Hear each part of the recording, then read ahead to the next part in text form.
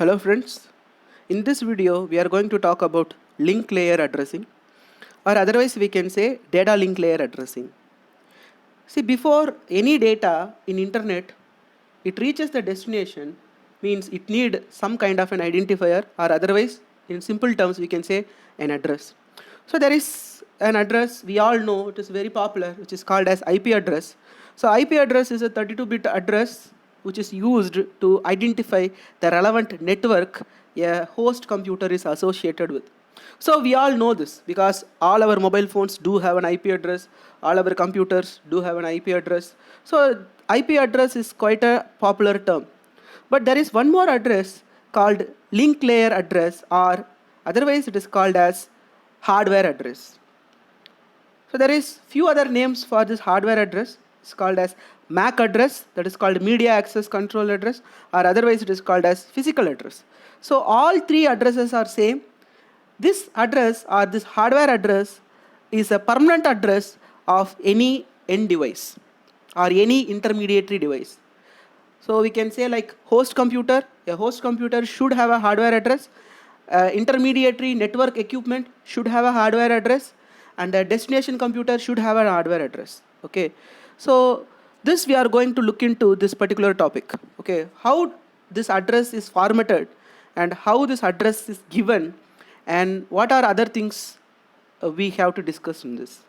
And one more thing, using this particular hardware address, how data is reaching a node to another node, or otherwise a host to host delivery. The data link layer is known for his host to host communication or host to host delivery. So we can, in other words, we can say MAC address is useful or hardware address is useful for host to host communication. So now the IP address and link layer addresses are represented using a scenario here. We'll see the scenario here. So we have Bob, a sender, and we have Alice, a sender, and Bob, a receiver. So it can be vice versa as well, right? So now here in this particular network diagram,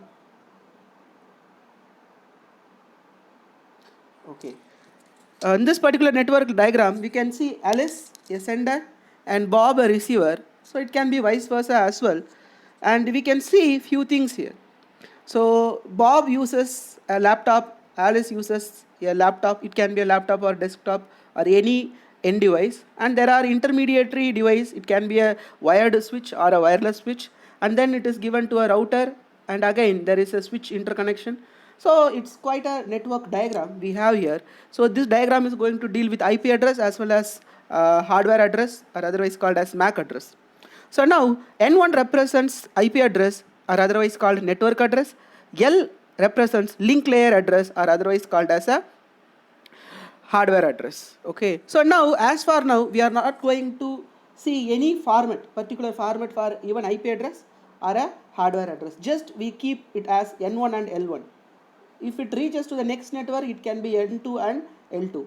Okay. So now Alice is situated in N1, which is nothing but network number 1, and Bob is situated in network number 8. Okay. And Alice hardware address is L1 and Bob's hardware address is L8. See, each and every hardware device in internet will be having a hardware address or MAC address. So this particular address is stored in network interface card, or otherwise it is called as NIC, NIC. So who will give you this? It is a manufacturer given hardware address. So each and every manufacturer will be having a series of address. For example, if you take NVIDIA, they will be having their hardware addresses like A colon B colon C. The first three will be permanent for NVIDIA devices. After that, it is randomly given by NVIDIA. Okay. So now we'll see here, again come back to this scenario. So Alice want to send a data to Bob. So how it happens? Okay. So Alice should reach to Bob. So if that is the case, Alice should use both IP address as well as MAC address. So Alice is sending the data with her own IP address called N1 and her own MAC address called L1. So now you can see in this diagram, okay, so she is connected to the router R1. So now when she reaches R1, so now it is network number 2, and the R1 or the router 1 port, let us assume the port number, there is no port number given here. So the leftmost link is having a port. Let us assume the port number 1. The port number 1 will be having a MAC address. So let us assume that link layer address is L2. Now, for this particular packet, the data should be transmitted through the N4 L4 link. So N4 is network 4, L4 is nothing but the media access port of that particular router. So this particular port will be having a separate MAC address. So L4 is the MAC address. So now the data is reaching the N5 network. For the N5 network, it is connected to the R2 router, and L5 port, right, is the MAC address holded by R2. So you can see L5 is nothing but the MAC address of R2. And similarly, N7 is the network 7, and L7 is the MAC address of R2, the other port. So each and every port in a networking device is going to have a separate MAC address. So now how the data is going to reach from Alice to Bob? So now you don't consider IP address, we'll see only MAC address. So using L1, Alice can reach to R1. So using L4, Alice can reach to R2. So it is like L1 and L2 is used to reach to R1, L4 and L5 is used to reach to R2, and finally L7 and L8 is used to reach to the destination. This is nothing but ultimate destination called Bob. Okay, so this pair of addresses, one is source and another one is destination address. So L1 is the source, L2 is the destination. Similarly, for the other network, L4 is the source, L5 is the destination. For the another network, L7 is the source and L8 is the destination. So now a host has to send a data to another host, means definitely it needs hardware address. You can see at the very end, you can see the frame. So at the intermediary level, the data and frame is given. So N1 is nothing but the source IP address, N8 is the destination IP address of this particular frame. But you can see here, when the frame originates, so L7 and L8 is the given source and destination hardware address. But when the frame moves, you can see the intermediary hardware addresses are keep on changing, because it is called node-to-node communication. So you can see in this case, the second frame, when it moves to the network N4 and N5, you can see the hardware address is L5 and L4. And when it reaches to Bob, you can see the hardware address is L1 and L2. So this is how the hardware address is used to actually send your data from one host to another host.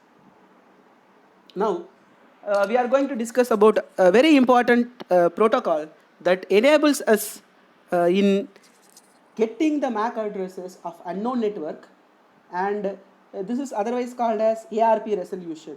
Okay, address resolution protocol is the protocol we are using to get the unknown MAC address if we know the IP address. So what we are going to discuss now is called ARP, address resolution protocol.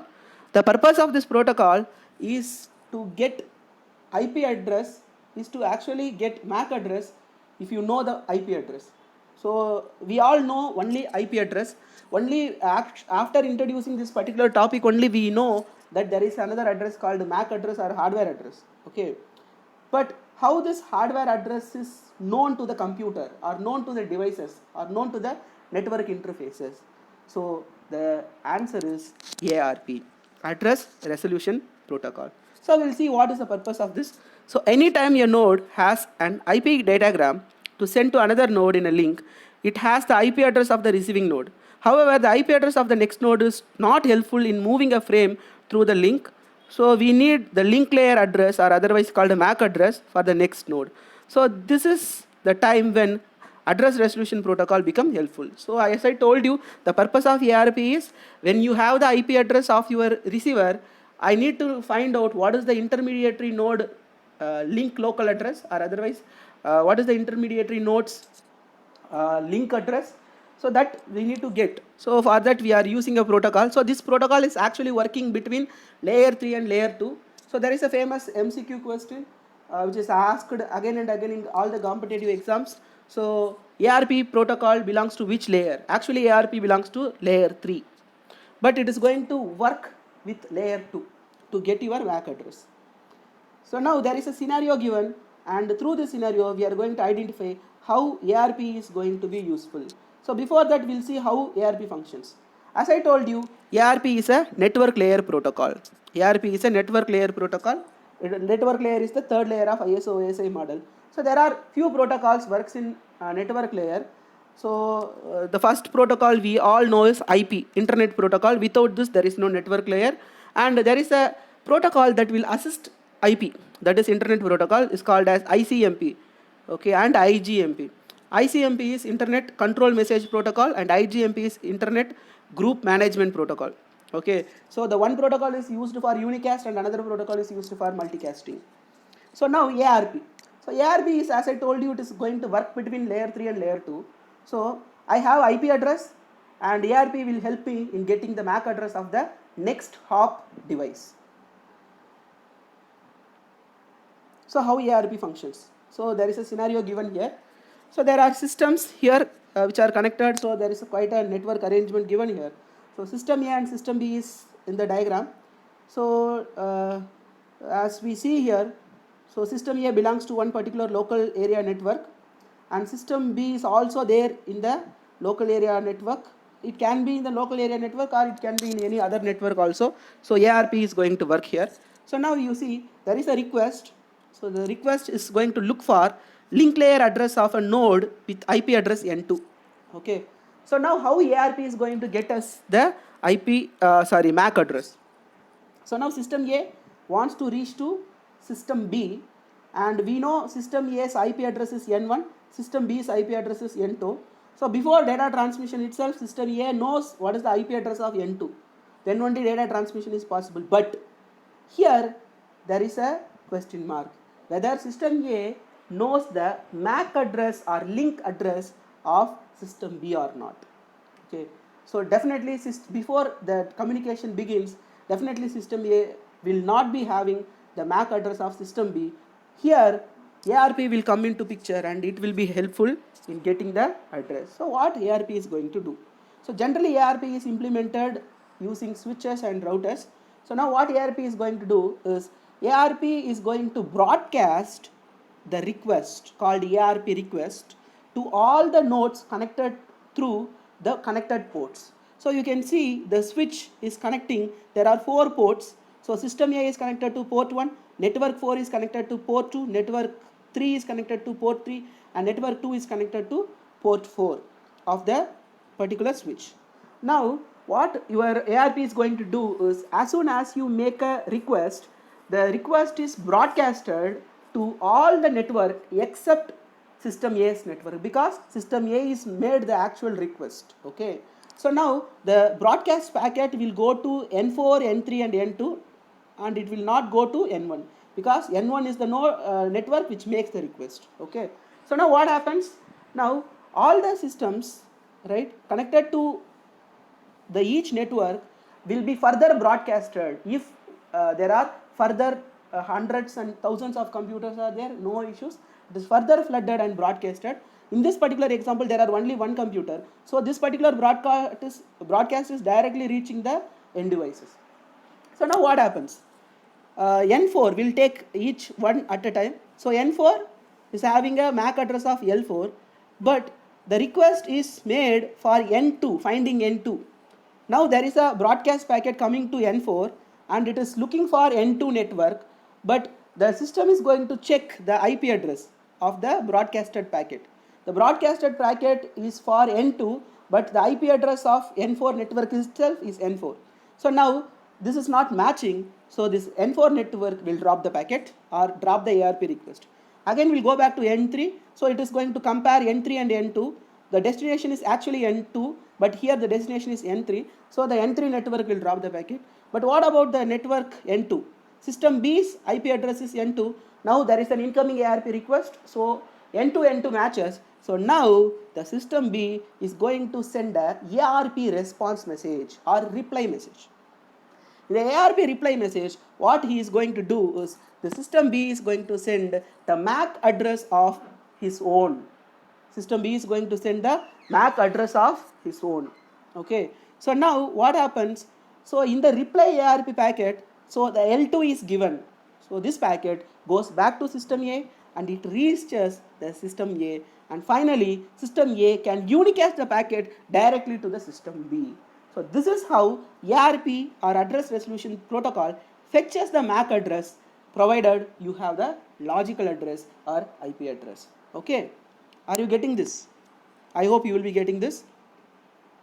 Next, so you can see in this case how ARP reply is being given. ARP reply is a unicast because there is no need to broadcast. In the ARP request packet itself, the MAC address of the sender is given. So this ARP reply is a unicast packet. So ARP reply reaches system A, and after that the data is transferred back to system A in a unicast fashion. So now we will see what is the structure of ARP packet. So now this is the ARP packet. As I told you, ARP is a protocol which is running in internet layer. That is nothing but layer 3. In layer 3, all the packets will be carrying 32 bits of data.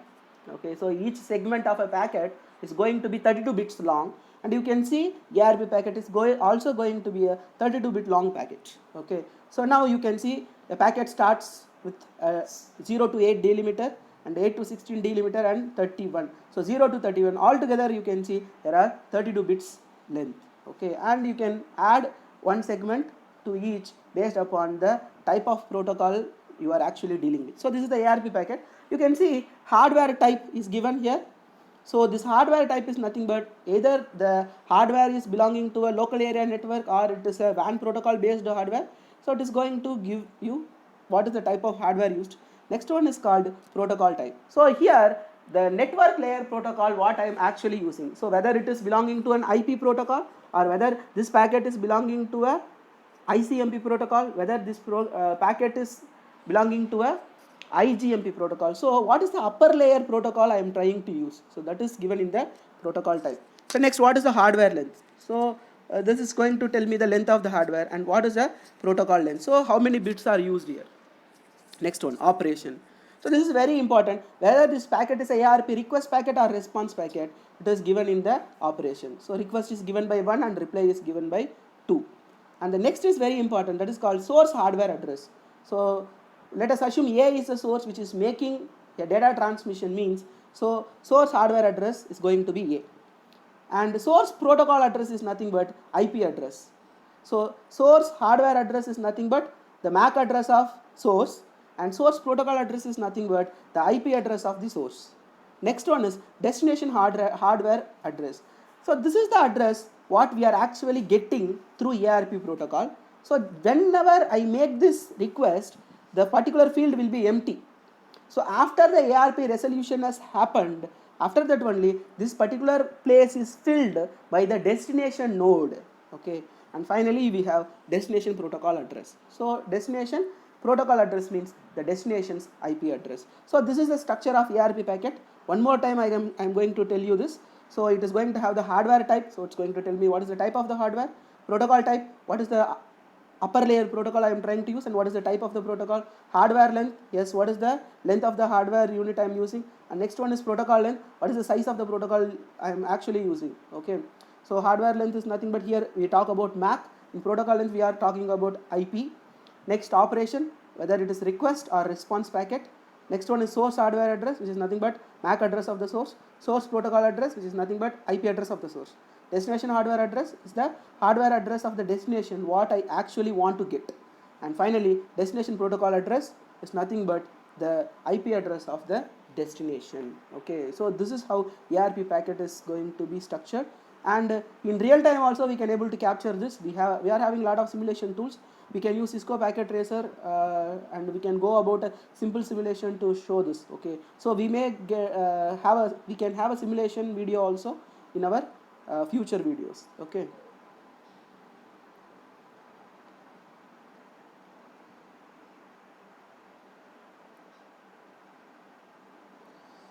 Okay guys, this is all about our ARP, that is nothing but address resolution protocol. So there is an example given, but I am actually skipping through this. So we will see what is the actual structure of MAC address, how a MAC address will look like and what are the types of MAC address available, okay, probably in the next video. Thank you.